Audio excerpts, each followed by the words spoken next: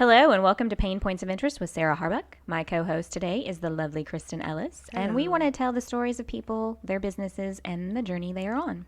Our purpose here at PaynePoints is to gather a new perspective on starting, growing, maturing, and maintaining businesses of all sizes. So grab your coffee, sit back, and join us as we start the discussion.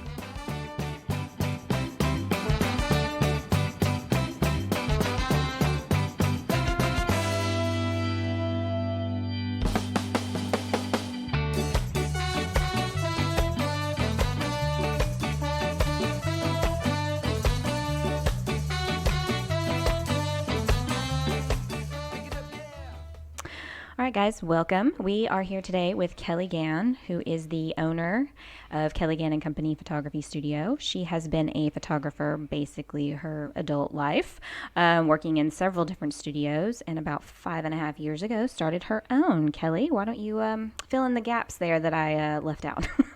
Sure. So I've actually been in the portrait industry since 2007. So yeah, definitely my entire adult life. And it's Kellie Randolph now. Yeah, But your that's okay. business is My business Kellie Gann. is Kellie Gann. Made a name all the way for that. Yeah. Well, you started your business before you got married, so. That's right. I mean, and if he should ever leave me, then he can't take it. There you go. It's all yours. It's all mine. Good deal. Well, how did you get into the business of photography? What was the start there for you? Well, I've been taking portraits for as long as I can remember. Actually, I was thinking about this morning. And the first portrait session I ever did, I actually didn't even know that it was a portrait session. I had invited one of my friends over to play, and we were playing dress up. And I had a Polaroid camera and some Christmas wrapping paper, and I put wrapping paper on the wall behind the couch in our den. And I made her pose on the couch, and I took pictures of her with my Polaroid camera.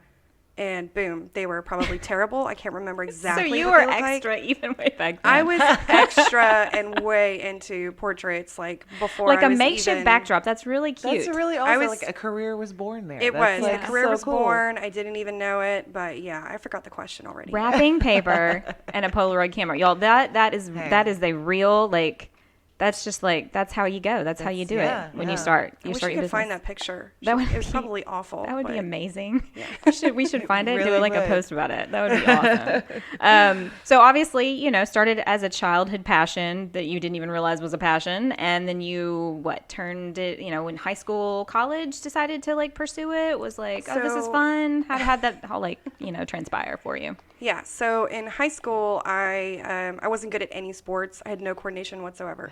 So I was like, well, I need Same. some kind of outlet. And I was still really into just taking pictures of random stuff. And so I got into photography class and learned film photography, got in the dark room, saw the magic of creating prints and all of that fun stuff. And it was just kind of like in that moment, I knew this was my outlet. This is what I needed to get through, teenage drama and the day-to-day. Yeah. And this is what I wanted to do the rest of my life. And so took every class basically available that involved a camera. And then whenever I graduated, I just went straight into the first studio that I could find. And I was like, give me a job. I need to learn how to do this. So pretty straightforward. Yeah. Not a lot of guesswork there, just or some This people is hem what and I haw. wanna do, I don't know yeah. what I want to do, and then there you Yeah. go. No, I never knew had a what was up up. plan of any kind. It was always photography. It was always this. It was, Going to make this work. photographer or bust. I mean, there could have been worse. Seems like it's worked out so far. So far, Yeah. So you worked for other studios Yes. first, but what made you decide to start your own business? Well, I only worked for the other studios because I wanted to gain experience to start my own business. So that was always the goal Okay. from It the was get-go. always the goal. My dad has his own business. My grandfather had his own business. Pretty much every male in my family history has always had their own business. A long And line of entrepreneurs. A long Yes. line of entrepreneurs. And so I've always grown up with the idea that I didn't have to work for someone else. Being my own boss was always an option. And I don't like being told what to do by other people. So I kind of... At least you know that about yourself. Yeah. I mean, I just knew what I wanted. And I went to Sears Portrait Studio, actually, which is, a failed business now. And I went in high school and I was like, I would really like to work here. And, we did an interview and the manager was like, well, why do you want to work here? And Said, because I need to learn how to run my own studio. And she said, okay, that's funny. Well, I guess I'll give you the job just based on confidence. And so, yeah, I stayed there for a year, learned how to sell, learned how to pose, and then moved on to a high-end studio to learn how to run the kind of business that I wanted to run. And you worked Nice. with Clay Clay Boston in Nacogdoches, right? Yeah, Clay Boston Creative Photography. Yeah. That was, how many years were you with him? Like 7. Yeah. Long time. I almost was there too long, I think. Yeah. I mean, knowing when to leave is almost as much of an art as, anything, starting your own business, Right. knowing Yeah. when to get out of something, when to Yeah. start something. It's all about timing. That was very smart of you. Thank I'm gonna you. go and I'm gonna learn. I'm gonna use Exactly. these. Yeah. That's a really great way to Because do it. photography is more about experience than it is about having a true. degree or an education necessarily, Right. attached to it. It's you've got to go and have hands-on experience. Right. Well, and the whole time that I was working for Clay, and it probably wasn't really 7 years, probably more like 6.5, but I went through Angelina College and got my management development degree while I was working for him so that I would have the business fundamentals to back up the photography experience and make sure that whenever I was ready to leave his business and launch my own, that I wouldn't just fall on my face like so many people do. Well, that's my next question. How much planning did you do to prepare for opening your business? And it sounds like Sounds you went to like school for a a lot, business yeah. degree, in addition to the creative part of photography. So what all did you do in addition to going to school and getting a business background? I really did my research. I studied under a lot of different mentors through Texas Professional Photographers Association. I basically just looked into what photographers in our state and in other states are doing what I want to do, who's making big money and how are they doing it. And I took classes from them. I talked to a lot of them and just kind of decided that, one of the smartest things I could do would be to start out with a business plan before I actually opened a business. And so I went onto the SBA website, got one of those basic business plan forms where it's like a template, you just fill it out. And I filled it out, answered all these questions. There were some questions I didn't know how to answer, so I got people that are smarter than me to help me answer those questions. And I did all that. I had like an entire notebook of stuff that Wow. basically I planned on using to set myself apart from day one. Okay. And did all that work out the way you'd hoped, or has it evolved over the years? It's definitely evolved. I would say it did work out the way I wanted, but not the way I expected. I still got what I wanted. I just didn't get it exactly like I wanted it. I took that business plan to a bank and I was like, hey, here's everything you need to give me a business loan. And they just kind of looked at me with this smile on their face like, oh, look at this cute 24-year-old kid. Isn't she precious? And instead of a business loan, I got a $5,000 credit card. And I was like, you know what? That's a win. I'm going to take what I can get. And so that's how I started my business. I had $200 to my name before I went in that day. That was it. Wow. Well, you went in prepared and probably looked like you had it all together, at least enough to convince them to give you a $5,000 credit card. Yeah, I mean, most people the could have big walked out jump. of there with nothing. Yeah, Right. they took a leap on me. So, well, that's good. I mean, those people who always kind of maybe extend a little bit of risk to someone who's about to start a business they're prepared, but it's still a risky market maybe. Right. And then, you can kind of look back to that person who said, hey, here's a credit card and go for it, See what you can get. See what you can do from there. We'll move on later. So that person is played an integral role in you starting your business, believe it or not. It's always funny how that sort of stuff works out. What would you say in running your business has been like the biggest struggle, biggest obstacle, or in the industry itself? Whatever you want to speak to on that particular part of it. What's been hard? Probably, well, there's been obviously several obstacles, but probably one of the biggest one that comes to mind for me is just having the confidence to, when I started, I knew that I didn't want to waste 5 or 10 years starting out at the bottom as far as, competing on price and then working my way up slowly by raising my prices like $10 a year and all this kind of stuff, and then trying to retrain my clients every year. to know that I was worth that extra $5 or whatever. And so having the confidence from day one to say, okay, I'm not going to be one of those photographers that settles for, a $200 session fee or a $75 session fee and just gives them all the rights to all my pictures. Yeah. I want to be a portrait artist. I want to be someone that makes prints and sells wall art and sells albums and all of these heirloom products that are going to get passed down from generation to generation. So how can I set that up properly? And so having the confidence as a business owner that just opened their company to say, no, my session fee pays for my time only, and then my prints are separate. And if you want digital rights, it's this much and all of that. It makes it a challenge whenever you're brand new because people don't know who you are.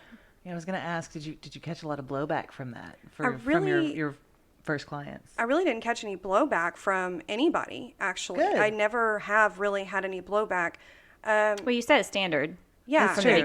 that was. True. I think the blowback would have been worse had I started out like everybody else, Right. and said you can have everything I photograph at your session for $75, and then like the next day, been like, hey, oh by Right. the way, now I'm this much. This is So I just decided, well, this is what it's going to cost, and this is what my time is worth.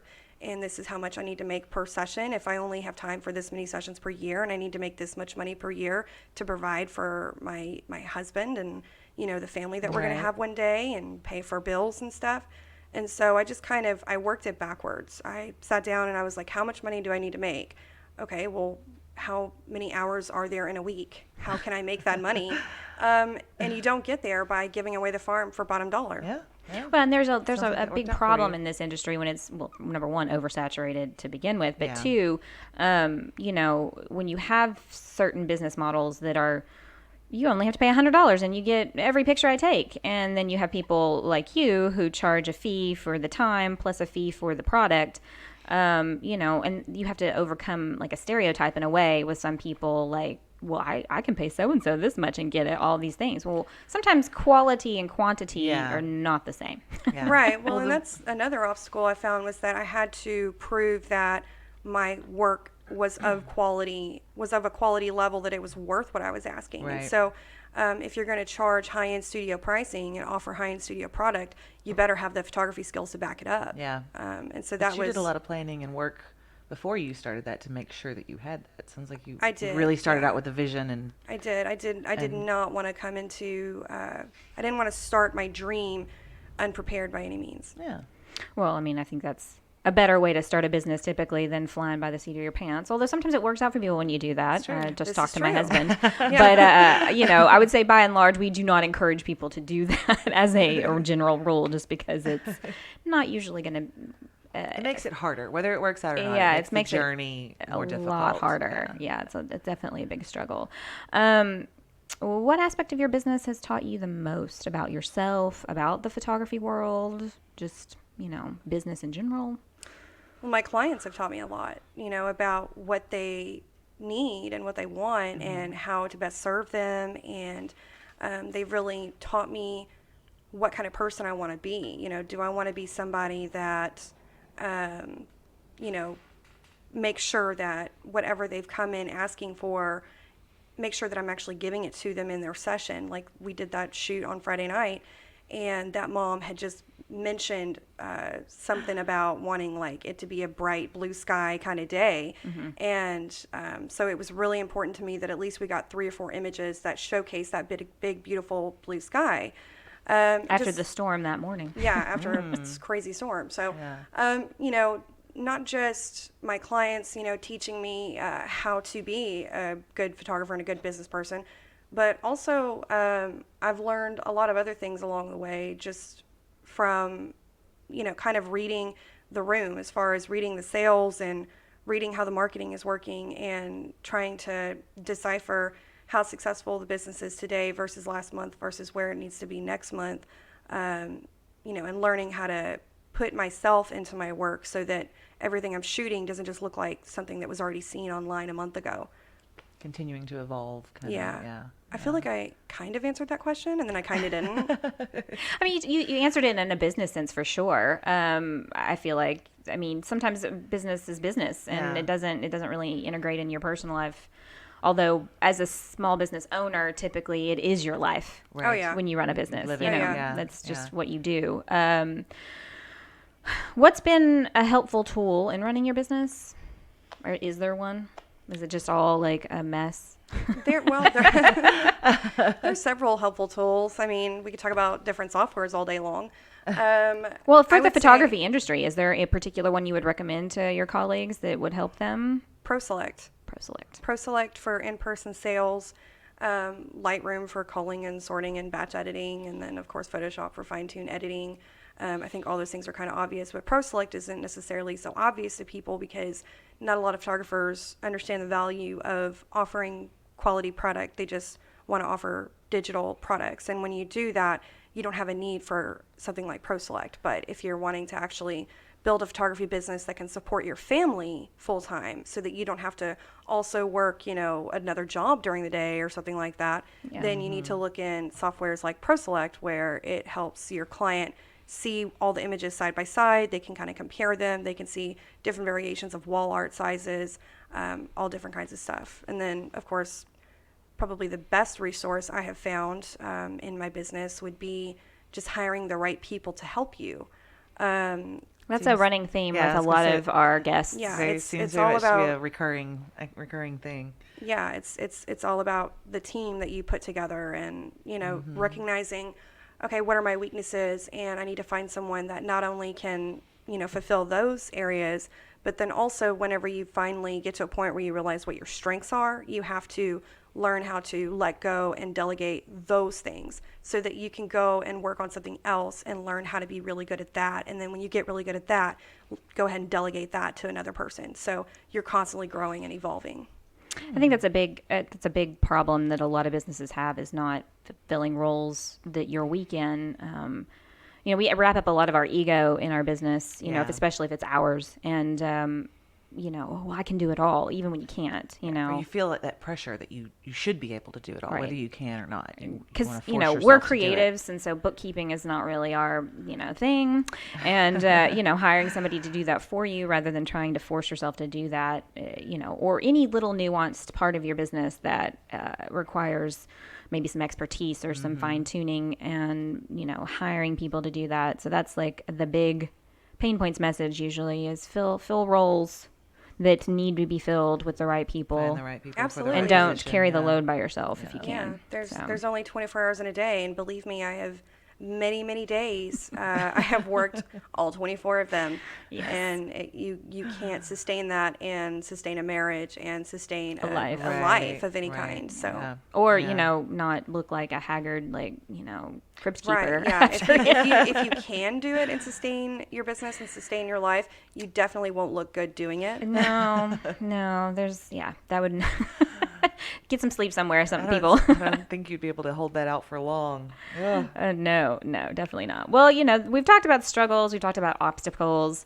What about your achievements, your successes? What would you label as your biggest achievement?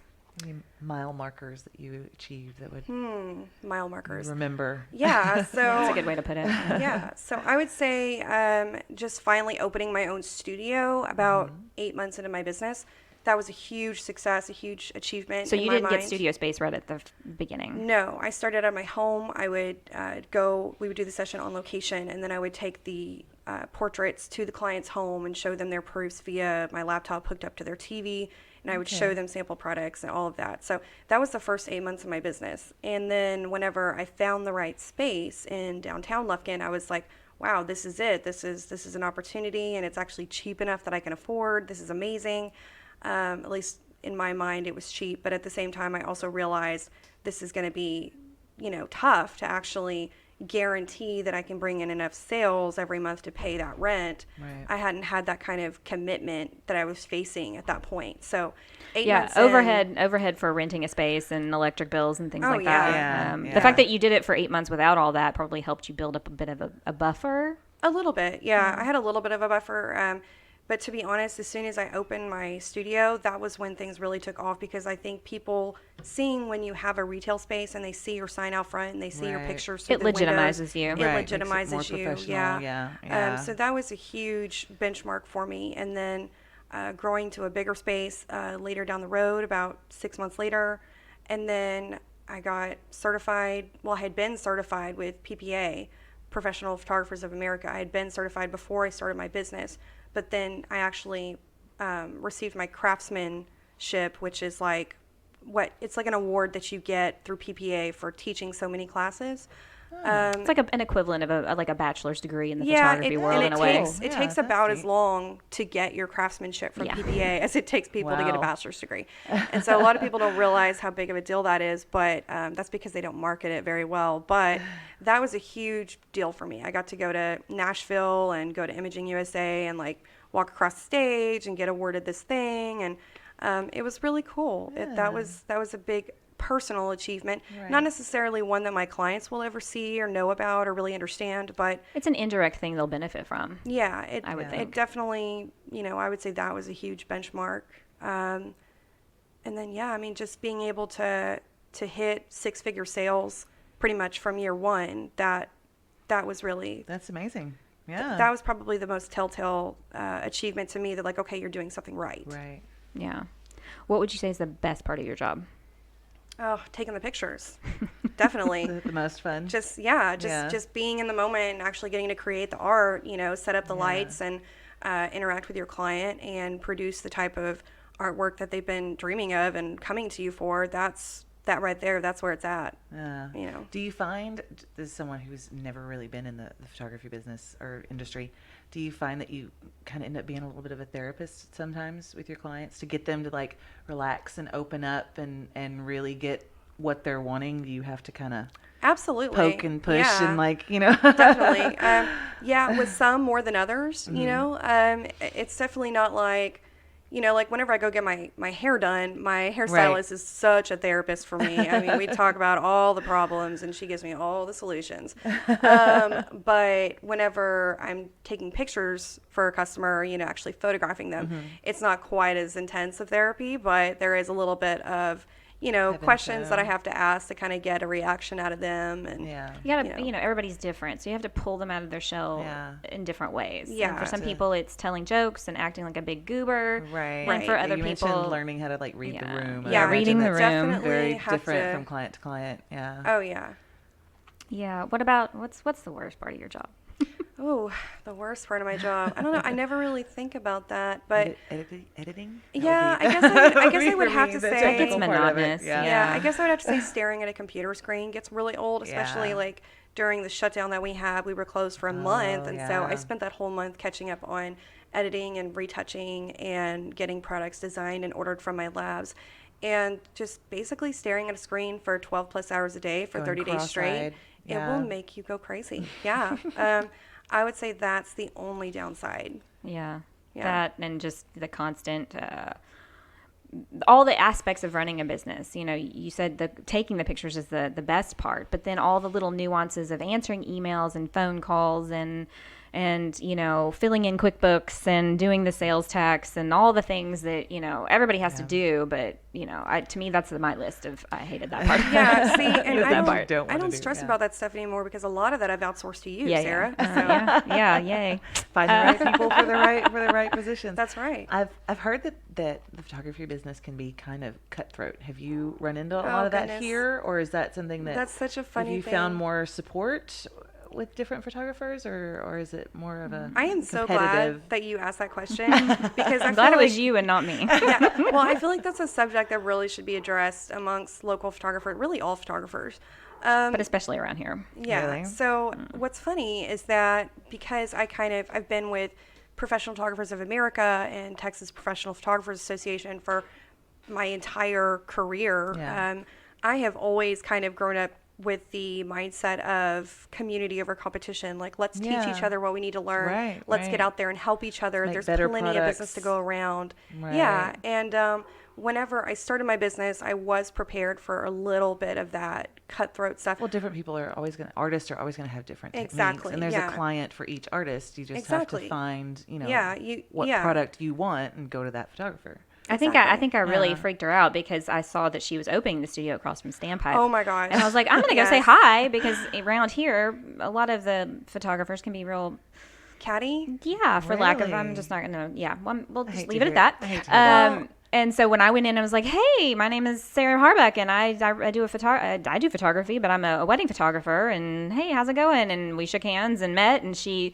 kind of like, "Oh, are you in here to like I was a little burn my scared. place down?" You know, Yeah. my Just scoping experience the had place always. out. Yeah. No, Yeah. I What are you doing definitely, here? at that age, whenever I first started my business and I met you, I was not comfortable in my own skin fully quite No, yet. you definitely And were like, so "Ooh, I was don't a know little about bit you." intimidated. Yeah. No, and I had already like seen your work and I already knew how amazing you were. And so I was a little bit caught off guard. I was very intimidated probably. But definitely what I found is that as long as you're nice to each other, Yeah.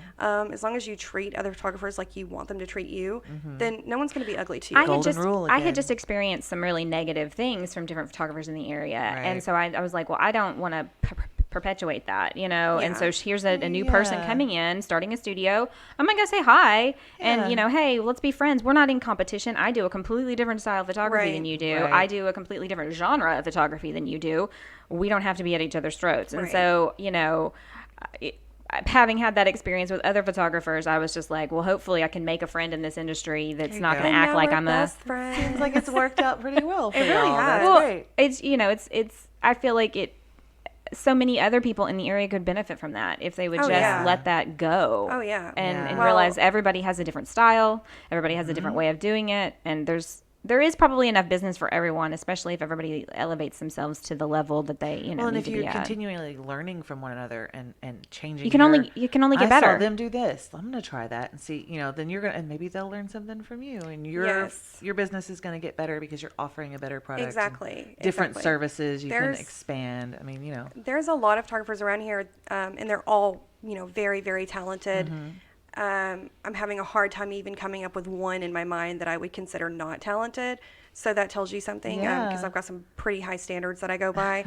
But you know, there's this one photographer that started her business not long ago, and she is producing amazing work. And whenever I first started seeing her work, I was like, oh, this is really nice stuff, you know. And Yeah. and I met her for coffee, and right off the bat, I went into it knowing, okay, if I don't approach her with an outstretched hand and show her that I'm here Right. for her and that I'm willing to, you know, mentor her up through as she grows her company and stuff, Yeah. then the alternative is I'm allowing her to possibly feel insecure and feel like maybe I'm someone that she should be intimidated by. And I don't Yeah. want that. Yeah. I don't want that kind of The best way to- animosity. The best way to break So- that cycle is to, you know, do what you did and now what you're doing to Yeah. new photographers. I mean, you can only benefit yourself and the community that you're in by, you know, sharing info and Yeah. going, hey, Extending I'm that struggling with hand. this. Have you had this issue? Right. And how can we help Learning each other? from one another? Yeah. You know, Yeah. so yeah. I mean, I think it just takes time, you know, and we live in a very, you know, precarious world. So, you know, hopefully people will realize that we need to build each other up rather than tear each other Right. down. Right. Well, So. and I kind of feel like if you're one of those people that has to tear down other women or other photographers, then you might need to look within yourself to see what's going on there. Yeah. I feel like that's something that a lot of people should Maybe- learn in like Well, middle school that and high runs school, across but the they never board, really do. regardless of what Yeah, industry you're yeah, in. not it's just in it's a photography. very common When thread. you know we've yeah. had several other, you know, mom and pop coffee shops open up since Standpipe opened, and people are always like, oh, are y'all worried about the competition? And it's like, actually, competition's good. Right. You know, Everybody loves- Starbucks hasn't affected us in any way, shape, Yeah. form, or fashion. So I don't see how having other coffee shops is going to be a problem. It's only going to just make the industry better as a Right. whole, hopefully. Right. You know, Right. so you just conduct yourself the way you need to, Yeah. and let everybody do their thing, and Some people don't want to go to a big bustling chain store, big coffee shop. Some people like the little quiet mom and pops. You know, they like the personal relationship you get from that. You know, it's, Oh there's yeah. something different Well, for and the everybody. coffee's so much better at Standpipe. thanks. Let me tell you. Oh. Well- When they opened back up and I got that first cup, I was like, yay. Yeah. That was part of my Mother's Day gift yesterday morning when Yeah. Stephen went and got me a latte, and I was like, yay. Yeah, a lot of people are like, "We're so glad you're open." Well, we've kind of danced around this, but let me ask you more pointedly: what advice would you give for others who want to start their own business or are struggling running their business? Ooh, I thought about this earlier. There was a quote that I read a very long time ago, and I hope I don't butcher it. I can't even remember the guy's name of who said it, but it was something along the lines of success does not come from spontaneous combustion. You must set yourself on fire. And ever since I've read that, when I was like probably 21 or 22, that quote has really kind of guided how I developed my business and how I constantly am pursuing what's the next thing that we can offer, what's the next thing that we can do to set me apart and set the business apart and make sure that we're really out there putting out outstanding work. And so best advice I can give to anyone starting a business is just figure out what exactly it is that you want to offer and make sure that you are offering it in the best possible way. Make sure that your stuff is the best, and that if it's not, you need to figure out how to make it the best. Reminds me of this quote from Boiler Room with Giovanni Ribisi. It was an old movie from like the early 2000s. It was like always be closing was like the motto of that movie. Matt Damon, I think, was in it also. I remember that, and it was about the stock market and, Yes. and things like that. So it's like, you know, the big motto that everybody was telling everybody in their little fraternity of stock sellers was always be closing, basically meaning always be moving to the next thing. Yeah. Always go Always on be to the moving next, forward. Yeah. you know, project or the next, you know, new idea. So I feel like that's good advice for anybody. Mm-hmm. What was the best advice you received when you were starting out? Know your worth. Know your worth. Know your worth. Don't undercharge, you know, just to compete. Right. You can compete on quality, but you shouldn't compete on price. Yeah. Yeah, that's a real hard, I mean, that was a problem for me 20 years ago. Yeah. Oh, you know, nobody's going to pay this much, you know, not knowing. And, you know, I mean, that's been a problem across the board with any business I've worked with is not having the right prices set, you know, because they're scared or they're insecure about what people are going to think or say. So I feel like that's really good advice. Yeah. Having confidence, that's a big thing. And I mean, and if you don't have it, fake it till you make it. Yeah. There you go. I mean, There you have go. to. Well, do your research and learn, you know. Right. So you know what you, whether you feel like you know what you're talking about, you at least have the information, you know. Exactly. You know. Right. Yeah. Take it. Would you do anything differently? I don't know. I mean, I never really think back to the past and try to rewrite it in my matter. mind. That's Just over. looking It's forward. time to keep going forward. Yeah, I guess would I do anything differently? I might have switched to Sony sooner. I might have, I don't know. No, that's Try about things. it. Try That's things. about it. Yeah, I got no regrets really. That's good. Yeah, So, that's yeah. awesome. Is there any information you want to give our listeners? You want to tell them where they can find you on social media? Any specials you're running right now? Definitely go to www.kelliegann.com if you want to see our website and see all the fabulous work that Sarah and I produce.